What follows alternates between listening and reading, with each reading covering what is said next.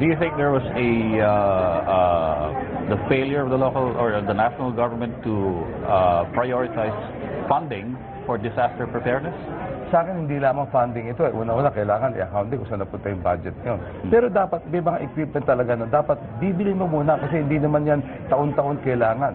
Yung mga rubber boats, yung mga heavy equipment.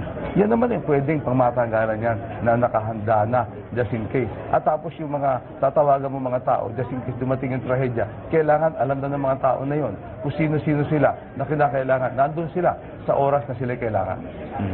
Well, most of the time we hear about devolution or devolving national services to the local government. But in this case, do you think the local government should really be given more control over the way they use their calamity funds so that they can prepare for disaster? Pwede rin.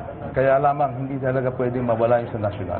Kasi meron talaga yung malalaking trahedya, hindi makakaya ng lokal. Maski na magkano bigay natin sa lokal, hindi nila makakaya. Hindi talaga masyadong malakas na trahedya.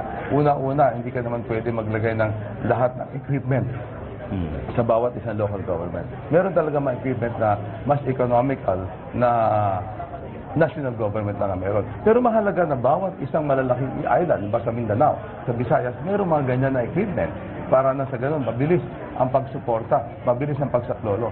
Dito nakita ang kahalagahan ng pamamahala sa pagtugon ng ganitong mga problema. Kung may bagyo, diyan mo makikita kung gaano kagaling ang pamamahala, hindi lamang na lokal, kundi na national government. Now, Mindanao has its own set of circumstances. Sabi nga nila medyo detached ang Mindanao sometimes because napaka-specific na mga problems nila. Well, first of all, you talk about the Mindanao peace problem. Sabi ni Secretary Gilbert Teodoro, it's not true that he wants a purely military solution. Hindi naman daw.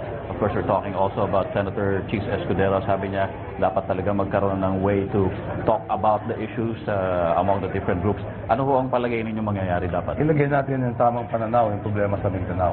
Kung ilang centuries na itong problema ito at hindi natin mariresolve ng bigla-bigla yan. Itong klaseng problema na ganito ay minamanage yan. Ang mahalaga magkaroon ng katahimikan. Ang Human Development Index, meaning yung edukasyon, kalusugan, sa ARMM, napakababa. Kinakailangan mga kababayan natin yan, maitaas natin yung level na yan. At tapos, ang ating armed forces, kinakailangan din. Nakikita ko naman yung pangangailangan na palakasin natin yan para katakutan naman. At merong peace and order na sa lugar na yan. Pero kailangan sabayin yan. Pati yung ating supportang economic. Pag hindi natin naitaas yan, at walang trabaho mga tao doon, walang peace na pwedeng pag-usapan. At syempre yung magmimediate sa atin, dapat isang bansa na neutral at walang interes sa atin. Ang Malaysia maaaring hindi masyadong neutral yan dahil meron tayong claim dati sa Sabah. So baka Indonesia ay mas magaling na mag-mediate. At then in the end, at ba kailangan pa may mag-mediate? Kaya naman natin. Makakatulong pa rin ba, sir, ang US in terms of trying to resolve the problem in Mindanao? Sa akin, baka hindi na kailangan. Pero tingnan natin, kung meron silang ibibigay na maganda, kung matitrain nila yung ating mga sundalo, why not? Pero sinasabi ko lang, ito yung problema ng ating bayan, tayo dapat ang mag-resolve nito. Alright, final question, and very quickly. You still don't have a running mate? Well, sa akin, pag malapit ng eleksyon, diyan tayo pipili dahil hindi mo naman alam kung sino talaga yung mga tatakbo sa pagkapangulo, hindi mo rin alam kung sino talaga ang tatakbo sa pagkapangalawang pangulo. Nakapili na yung iba, mas maganda na piliin na namin ang gusto. At ito naman yung naging desisyon ng partido, napipili kami sa first week of November. First week of November. Ilan na sir ang nakakausap niyong pwede niyong Madami naman. Dahil sabi ko nga, puno na yung dalawang lugar eh. So, isa na lamang ang nalalabing pwesto.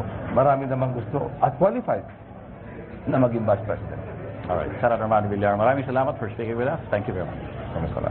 Alright, there you have it, Senator Manny Villar, the third speaker here in the forum of the 100 local government champions versus 4 presidential contenders. We're waiting, of course, for Senator Noynoy Aquino, the Liberal Party standard bearer, who will be the last speaker to answer questions here in the forum. In the meantime, let's go over back to Ron Cruz in the studio.